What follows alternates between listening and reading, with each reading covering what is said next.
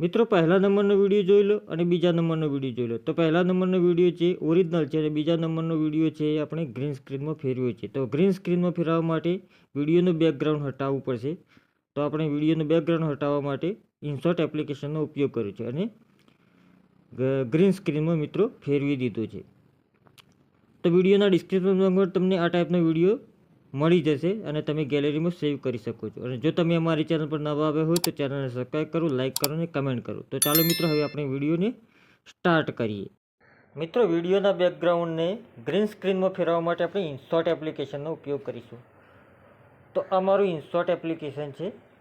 તો હું insert application open કરું છું. અને જો તમારી પાસે ઇન્સર્ટ એપ્લિકેશન નથી તો પ્લે સ્ટોર પરથી બિલકુલ ફ્રીમાં મળી જશે. તો ડાઉનલોડ કરી લો મિત્રો. તો ઇન્સર્ટ એપ્લિકેશન આપણે મિત્રો ઓપન કરીએ. ઇન્સર્ટ એપ્લિકેશન ઓપન કર્યા પછી અહીં બહાર નીકળી જવાનું છે અને વિડીયોવાળા ઓપ્શન પર આપણે ક્લિક કરવાનું છે.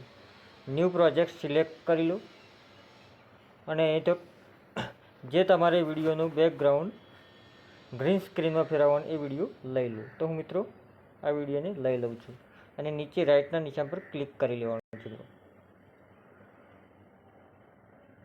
આટલું કર્યા પછી મિત્રો અહીં આપણે કેનવાસ ઉપર ક્લિક કરીશું અને 9:16નો રેશિયો પસંદ કરી રાઇટના નિશાન પર ક્લિક કરવાનું છે મિત્રો. હવે મિત્રો ઉપરના ફિલ્ટરમાં જઈશું તો આપણે નીચે કટઆઉટનો ઓપ્શન આપેલો છે મિત્રો. તો કટઆઉટના ઓપ્શન પર આપણે ક્લિક કરીશું. તો આ રીતે નીચે બે ઓપ્શન આવશે, કટઆઉટ અને ક્રોમા.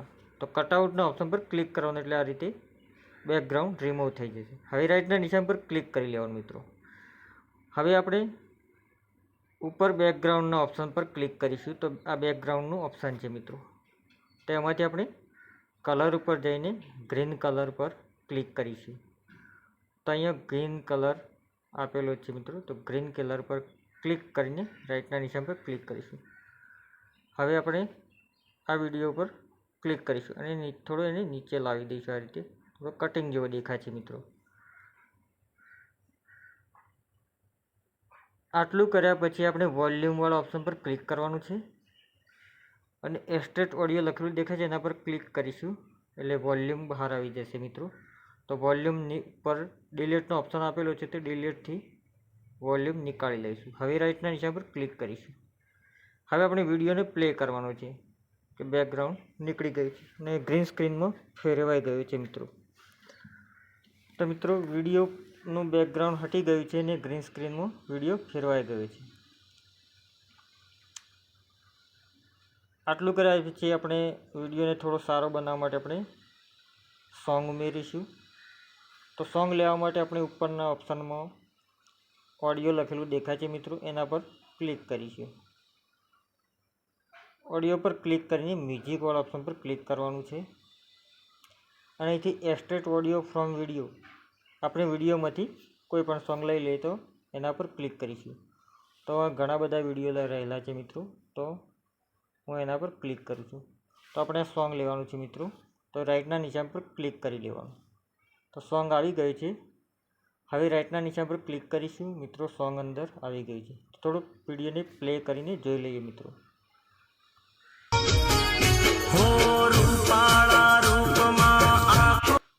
તો મિત્રો આ રીતે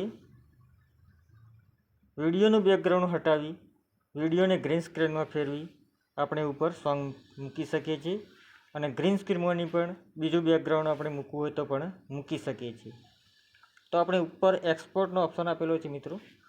તો એક્સપોર્ટના ઓપ્શન પર ક્લિક કરી વિડીયોને આપણી ગેલેરીમાં લઈ લઈશું મિત્રો. તો આ રીતે થોડી વારમાં વિડીયો બનીને તમારી ગેલેરીમાં આવી જશે મિત્રો.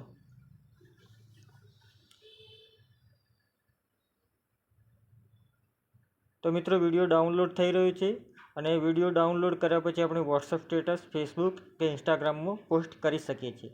તો થેન્ક યુ મિત્રો. જય હિન્દ, જય ભારત.